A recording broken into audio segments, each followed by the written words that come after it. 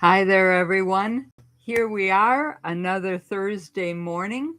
Um, we are going to talk about expectations today and how they can affect our health, both physically and both physically and mentally.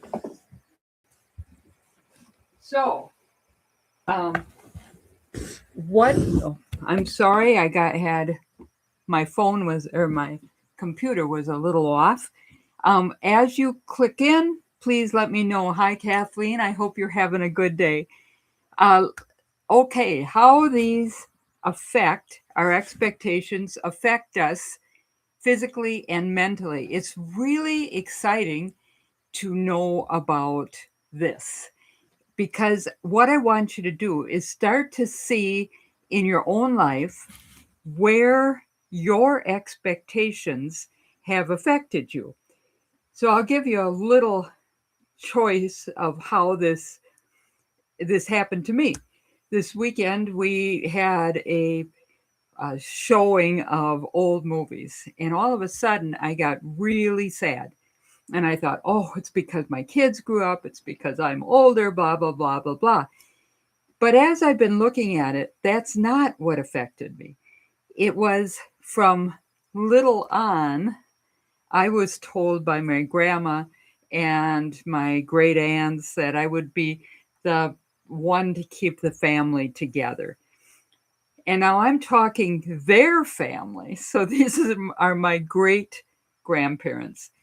Well, my expectation of what my life would look like would be with all of these people in it. But when they were doing it, everybody lived in two counties. And so it was a little different than now where people are living across the United States. There's no way for me to do what was my expectation, what I was taught from little on that I would do. So there's a cognitive dissociation with that. And it's called the prediction error. And it's when your brain is trying to balance because what it expects and what it experiences are not the same. So think of that way back to when you were young. What were you taught? What were you expecting your life to look like today when you were this age? And is that possible? Is it your reality? So it's called the prediction error. So when they've got names for all these things, it means we're not the only ones that this is happening to. This is more and more.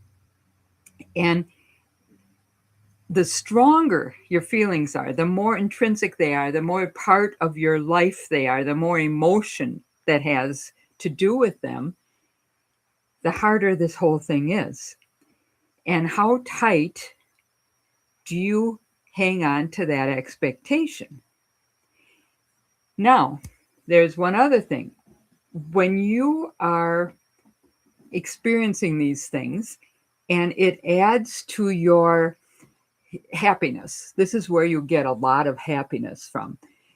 When this happens, you realize that those neural pathways are attached to your dopamine pathways.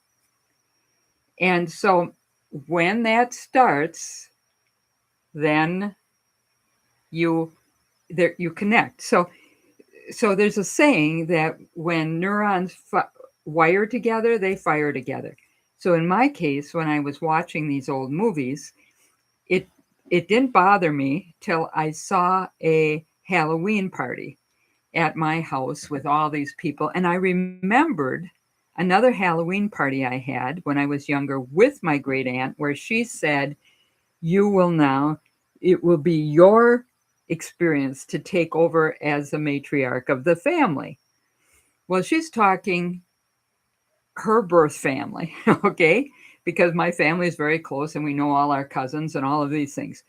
So it was attached way back there. So I see this Halloween party, which is wired together with the Halloween party where I was taught that. So I want you to think about that. Where are your expectations that have come from when you were young to your reality now? How far apart are they? The farther apart they are, the expectation and the reality, the more your body has to balance. One time I saw a thing on an Oprah show, and they had these pictures of women that were in swimming suits, and you were supposed to look and see where you thought was perfect, the perfect shape, and then the next one where you thought you looked like now. So it's a long line, your perfect shape and where you think you look like. Now, the farther these are apart, the more it affects you. The more that your brain has to try to balance this. So, we know that if you're hanging on to that expectation, that is, you've got a lot of dopamine coming in there, and so if you go up high, it's going to be a bigger fall. Now, hypnotists have known this for a long time. Neuroscience is really catching up to hypnosis in this one, because we have known that expectation, a thought, can have a physiological response. So if you just close your eyes for a minute and think of a lemon, a great big fat, I got such a beautiful lemon yesterday, and it's so beautiful. It's big, very, very yellow, and when I cut it, there's just these drops of lemon juice on the knife. It is a beautiful, beautiful thing. I smell it. You can smell that wonderful lemon. Now I want you to take that lemon, put it in your mouth, and bite down. Just imagine biting down on that beautiful lemon. And now just open your eyes a minute and see if you had some saliva, had a taste, could you smell it? Now you didn't really have it, but the point is that it affects us physiologically. We've known this forever. Doctors know this because it's called the placebo effect. Sometimes they could give people a sugar pill, and it worked if they really told them, because some of us are more suggestible than others, but we're all suggestible. And this is a problem right now when you're watching TV and you see all these different commercials about ask your doctor this, if you don't need this drug. Who does these things? I ask you, why do you even have a doctor if you have to prescribe your own medicine? I mean, it's so ridiculous. So it's a placebo effect. But you can, what this is saying, what neuroscience is saying now, is expectations rewire the chemistry in your body. Whether it's for a nocebo, making you better, thinking you're better, and this is what we're talking about today, or, a placebo, thinking you're better, or a nocebo, always imagining things are worse. Now, when people just always think the negative, always negative expectations, it's called an expectation bias. They always see the negativity. Now, the problem with all these things is the RAS, those little almond-shaped glands in the back of our head here, that's really our navigation system. It filters our reality. It's the mental forecast. These are the weathermen for our life. And so when we are negative, when it is predicting a storm, or it might be predicting sunshine. One or the other. You have to decide what you're going to look for. That's why we say choose happiness. Choose to be optimistic. It's a choice. Because when you choose it, your RAS, the navigation system, filters all these different pieces of information that come to you, all those different pieces, it filters it out and looks for what is good. So it's a double-edged sword. It's self-fulfilling prophecy. Whatever you're thinking about, whatever you're choosing, you are creating. Now you can use it positively in pain management, getting through chemo. It can actually, you can hypnotize somebody to make more white blood cells, and they can do a blood test before and after, and there's more white blood cells, changes your blood pressure, your heart rate, all of those things. But now this is what neuroscience is finding out, that older adults that have a positive attitude about aging, everything changes. Now, the first study that I read about this was in 1979 when I was starting to get into these things. And there was a Harvard psychologist, her name was Ellen Langer. And she took men that were in their late 70s and 80s and created this place, a retreat place, that everything looked like, instead of 1979, it was 1959, 20 years difference. So the appliances were from that time. Everything was set up just like 1959. There was a television, it got 3 channels.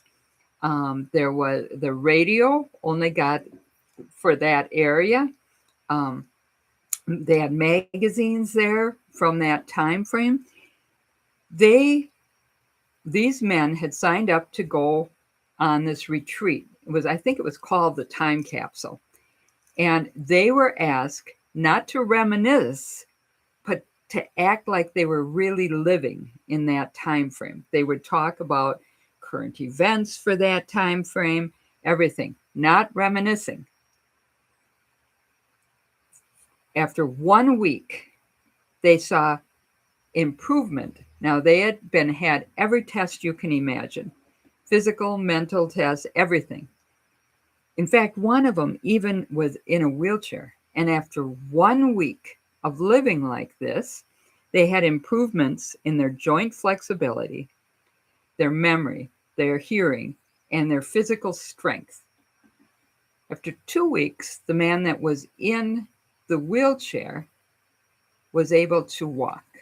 Now, I'm not talking miracle here. I mean, he was in a wheelchair, yes, but he was not walking very far. And the mental attitude influences your biological age. Now, they have done study after study since 1979 about this, and this is what they've come up with now, that in just a couple weeks, if that attitude changes, there's fewer signs of brain aging. In 1979, they couldn't test that, of the brain aging, but now we have functional MRIs where they can see what you're thinking. You have an increase in gray matter in key areas. You have better physical functioning. In fact, if you feel and act 3 or more years younger than your actual age, you have a lower mortality rate. Now, isn't that unbelievable? A lower mortality rate from everything. Now, it causes stress resilience. Just 3 years younger. You have to feel and act 3 years younger. Causes stress, resilience. A youthful outlook acts like a buffer against all the negative effects of stress. Now, no matter what you look at, stress is what is killing everybody. It's what causes inflammation, and the inflammation causes so many problems. So if you have this youthful outlook, it acts like a buffer against all the negative effects of stress. You have less cognitive decline and physical decline, because if you have high stress, which, when you're retired, you maybe don't have quite as high stress. Maybe you have family stress, maybe you have health stress, all of those kind of things. But it is just 3 years younger, you have a buffer against that. Now, one of the reasons for that is that the mindset makes healthier habits. You have more active lifestyle. You feel like getting up and moving maybe a bit. You have improved diet because you feel like maybe you're going to live a little bit longer. You even rehab from medical conditions faster, because when you feel younger, you act like younger, and you have better cognition and physical activity. Loneliness goes down, depression goes down, your satisfaction with life goes up.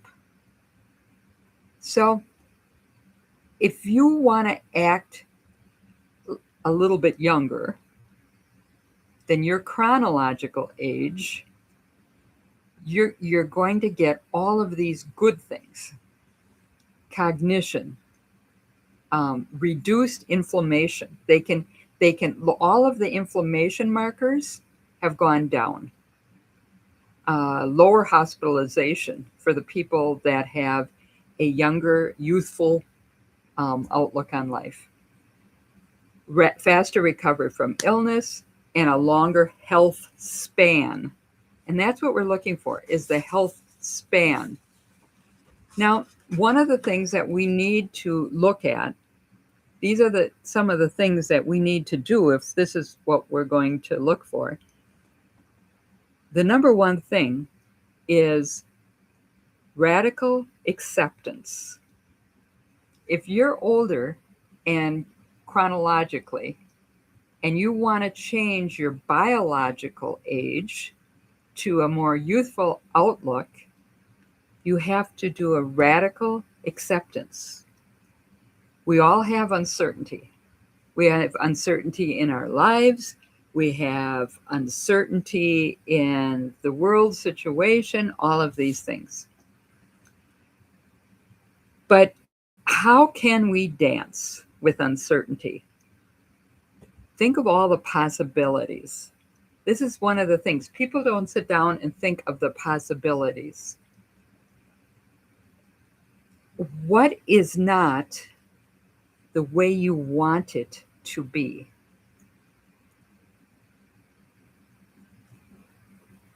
One of the things you can do is you can go out at night and look up at the sky and whisper all your fears to the sky.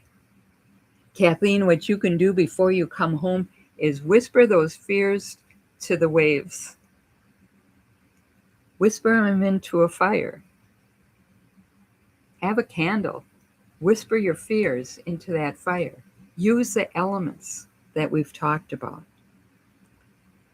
You can't recreate an experience because you're measuring it against a false reality. You never can, if we all were witnessing the same thing, we would come up with as many different ideas as there were of us that were witnessing it, because nothing is exactly. As soon as we see something, we add all the other things through our filter. So when we try to recreate something, it's never going to measure up. Because, first of all, everything around it has changed. And so we have to let that go. We have to let go the point that the things we're taught from when we were young, some of that doesn't work anymore.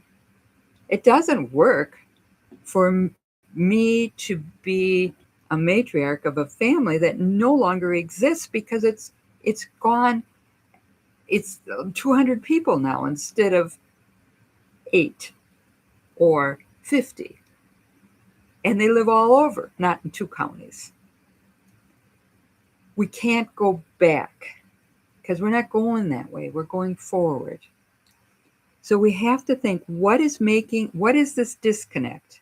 For me, it was what I was taught. For you, it might be something totally different. But we have to figure it out and then radically accept where we are and what do we want next. Let's look at it that way. Our brain wants novelty, curiosity, and openness. That's what our brain is looking for. Novelty, curiosity, openness. It doesn't want to go back. It wants to go forward. It wants to figure out something new, but we have to figure out where we want to go. So I have been thinking about this and I thought, I manifested in my life exactly what I wanted. I used to drive my sister crazy because she just kind of was like, whatever, whatever feels good. We were living the 70s, So where I wanted to marry somebody that wanted kids. I wanted a big house that would be people just coming and going and feeling good there. And I wanted to have kids. And so I wanted somebody that wanted kids. I wanted somebody that loved me and wanted all of these crazy things of people coming and going and everything. I manifested that in my life, but that's over now. My kids have grown. Like I say, what I was told I would be no longer is there. I mean, doesn't exist anymore. So what am I manifesting now? We need to know where we're going. And this is the biggest problem with people that are older that want to create this youthful outlook. When you're youthful, you always have kind of an idea of what you want next. So we have to set it doesn't have to be a big, great thing or far out, just something that we're working towards, and then baby steps. Maybe it's something you want to physically work towards. Maybe it's something you are mentally working towards, or in a relationship. Whatever it is, baby steps, just little goals that you can accomplish. Cognitive reframing is the next thing. What do you want to try next? What do you want to try? If you don't ever go anyplace, maybe you want to go somewhere. One thing you never want to do is social comparison, because that causes unbelievable problems. So don't go there. Visualization. And when you're visualizing what it is you want, where you're going, that one thing, don't just visualize getting there. You also have to visualize obstacles and setbacks.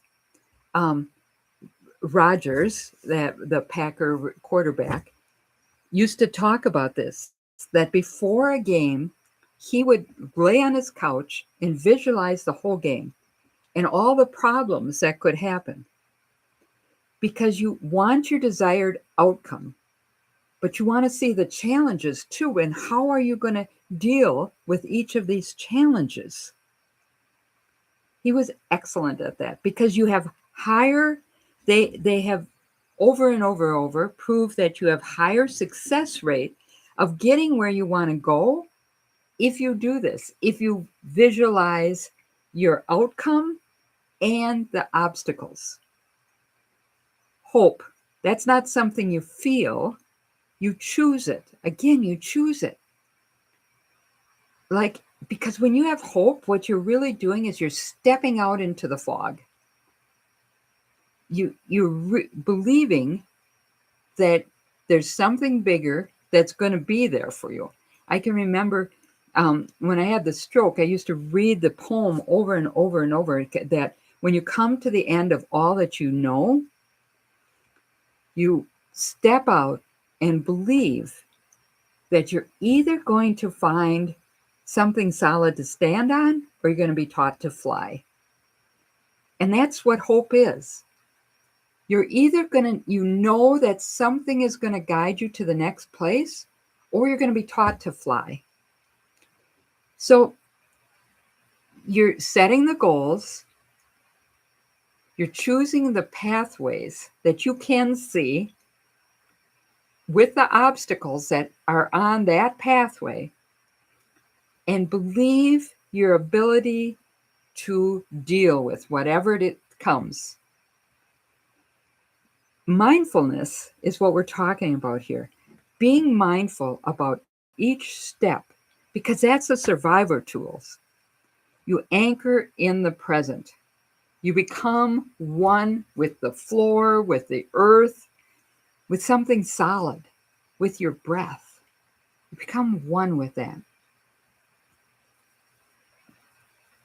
You reframe everything into the idea of anything bad that has happened along the way, anything bad, any of these obstacles that you look at and you think, oh, that's too big of a problem or something like that. But anything that happens, you believe, okay, that's what I needed to get me here right now.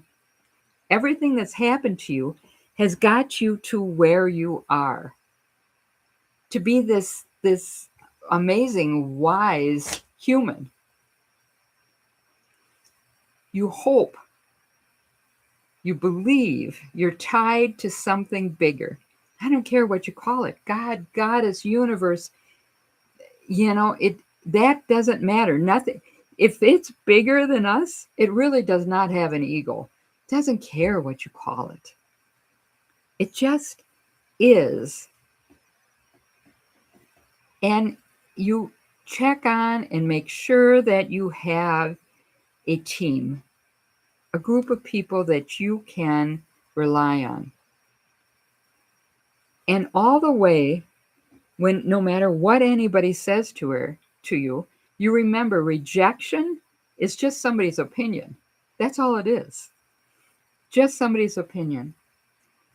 I think that this whole thing is a part of, I could have used for this, the theme of this whole talk was that Toby Keith song, Don't Let the Old Man In.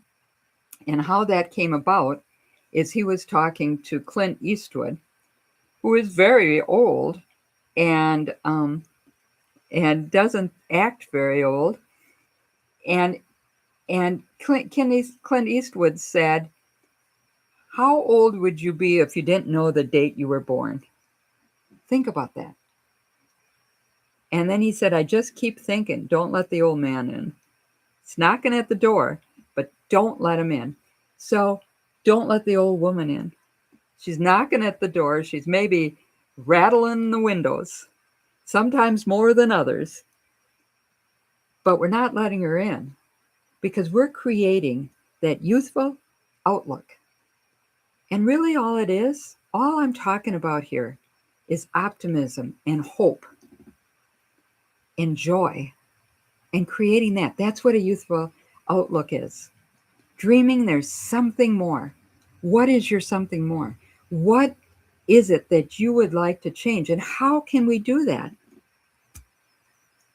So let me know if you have any questions. Now would be the time. We want to do that cognitive reframing. We want to create this so that we have less inflammation. so that we have better cognition, so that we move easier, that we become all that we can be. Because, I don't remember what song it is. Liz, you might know, but the one about don't let your music die inside of you. That's the thing. We are getting into this last chapter. No matter how we look, all of us are 70 or more, and we're getting into this chapter of our maybe um, our eighth decade is in the 70s, and we don't want to die with our music still in us. So how do we do that? And if we are a team, how can we help each other to do that? How can we help each other to figure that out? Expect less and get more. That's a good one. Expect less, except the only thing I think we have to be a little bit afraid is if we accept, it's like getting, yesterday we were at PT and for Jim, and he asked him about a knee brace because so many people had said that might help his knee. The thing is, the PT guy said that you don't want to use a brace because the muscles will become weak because they don't have to work. If we expect less, are we doing that? Is that not making those muscles work? I don't know. It's just something that I'm thinking. Can we not expect? Can we just live simply? I don't know. I'm trying to live more simply, more simplicity. But anything you look at, right, don't set you up for a fall. That is true. That's true. But if we don't set ourselves up for a fall, I wonder how that works. Let's keep thinking about that, all of us together, about where is the dividing line? Where is that thing that if you don't stretch yourself out there, you're never going to reach it. I don't remember what the saying is exactly, but it's, I don't know if we can't have expectations. I mean, it sounds good. I don't know. How do you guys figure that is? How do you figure the difference between that? If, what is it? If you don't shoot for the moon, you never get off the ground. But you might not make the moon, but you might land on a star. I don't know. That's a good one. I'll post, or everybody look up this poem. It's a wonderful thing. There's one also for women. This one was written for men, and there's one for women. But yeah, so I don't know exactly how that all works. We have to figure that one out, of how can we use our expectations, because expectations, what is the difference between expectations, or Kathleen, setting yourself up for a fall? What is the difference between expectations and a goal that you do baby steps towards? What's the difference? So if we don't have any expectations, do we have no goals? Do we have nothing that we're working towards? Are we trying to manifest nothing? What exactly is that difference? I don't know. Let's think about that, and let's if you get some great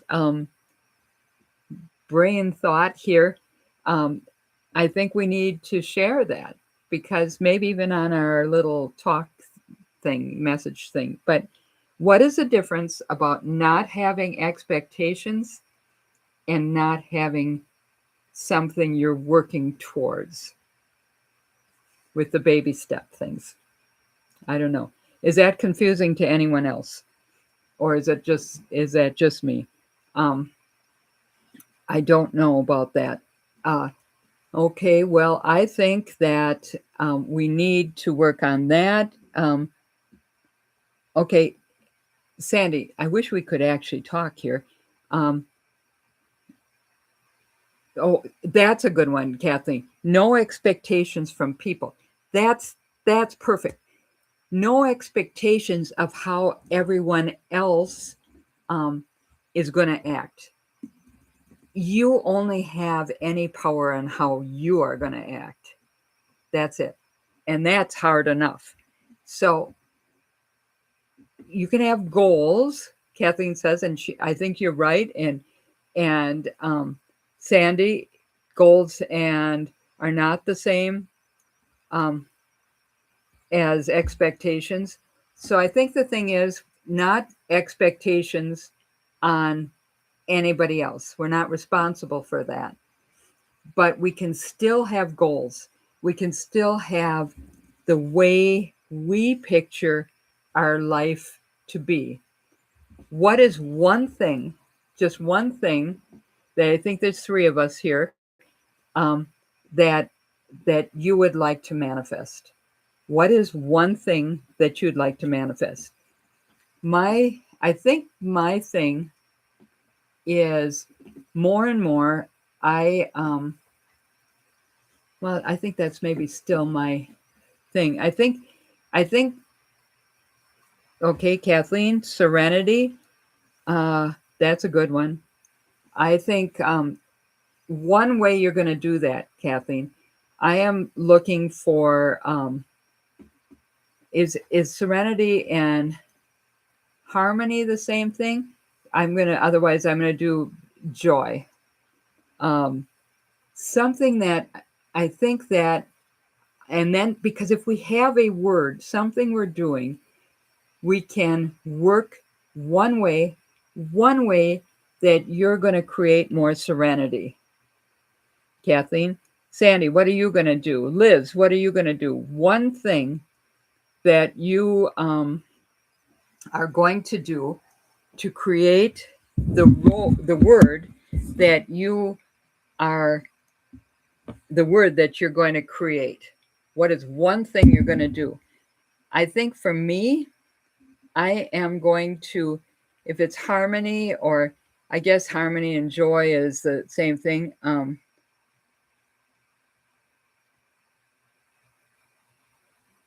Yeah, we have to remember that everything is not in our power.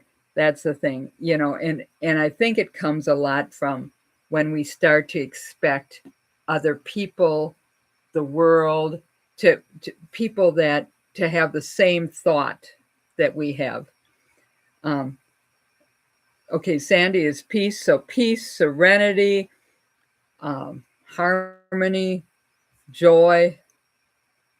I think I'm planning on planting um, different flowers, that I'm being very mindful of what I plant this year, and they are all going for that idea of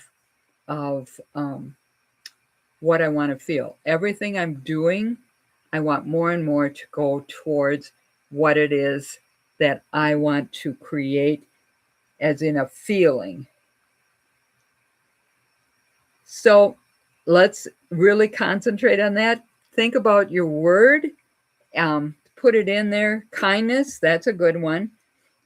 Kindness is something we really need now. And we need the radical acceptance. I'm having a little trouble with radical acceptance right now, um, with with Jim's family, his big family. We were going to have this big cousin thing here like last year, and two of them are big Trumpers, and it's really hard. It's really hard to listen to it and think. And I know these people are smart, but it's like I can't almost deal with it. I'm trying to think of how can I get out of this. because a whole weekend of this is going to make my head explode. And especially with Jim, because his head is already exploding. And the the whole so we need radical acceptance for the people that believe different than us. It's okay. It's okay if they believe different than us. It's even though that group is not being kind often, is not Jim's cousins are pretty kind, but not um, they're not helping the serenity, the peace, all of that. And so it's do we walk away from it? Do we want to be around it? Is it That's another thing we need to think about. The first thing we want to do is walk away. You can say, that was my thing, agree to disagree. I even make up magical things in my brain so that I don't have to listen to it. But it's a lot of times those are good words, but people don't follow them. They say little things here and there. And so we have to all do that radical. That's why it's called radical acceptance. You have to walk away from it. You have to, in your mind, you have to be peace. You have to be acceptance. All of those things. And it is it's hard. It's hard. But that's one of the things. If we want to create that, I want to create less inflammation in my body. I would like all of these people that are in this family group of cousins, I would like all of them to be happy and healthy and have harmony and peace and all of it. But really, there's nothing I can do about that. But I want less inflammation in my body.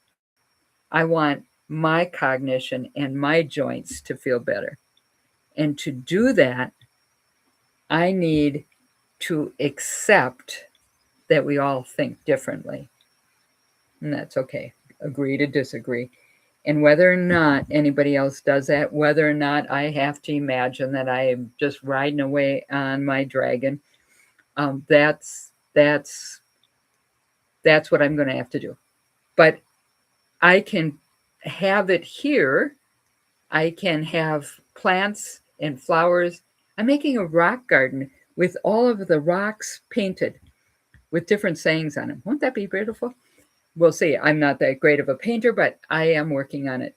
And so if I have all of those things in place, then that's what my steps are.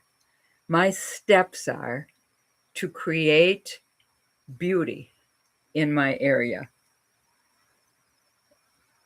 And so that's the same thing. And I am going to create more and more beauty. I'm going to create the vibrations of words on my rock and in my little area, my plants, and those are my baby steps. So I hope that you all make good baby steps. And if you want to come and paint rocks with me one day, that would be good. And so if I have a whole rock garden, I need all of you to be painting rocks. And we will keep working on our baby steps. So work really much on what it is you want to change in your life. What is keeping you from your word? Whether it's serenity, peace, kindness, what is keeping you from that place? And we have chaos all around us right now. Our collective consciousness is kind of a mess. So we need to use the elements. I've been working on our on what we're going to do for our yoga class, and I've been working on the routine of it, and I keep thinking we need peace. We need to use the elements, all of the elements, to be able to move in that direction. So for me, I'm working on the class. I'm painting rocks, and we'll see what we can do next. And so I hope you all have a wonderful day. And those of you that Linda and Joan, I I I hope that you guys are having a good day. Lori, I think she was doing something today.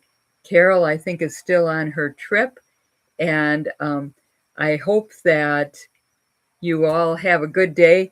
And expectations are not bad. We all have them. We all have expectations. That's how we live. If we didn't have expectations, we wouldn't get out of bed. But how can we use our expectations? That's the trick of it. Not that we don't want them, we want them, but we don't necessarily want expectations we've decided for other people. We just want the expectations for ourselves. And so, have a wonderful day, all of you, and thanks for being here. It's much easier for me to do this when I can get little words from all of you. And have a good day. Bye bye.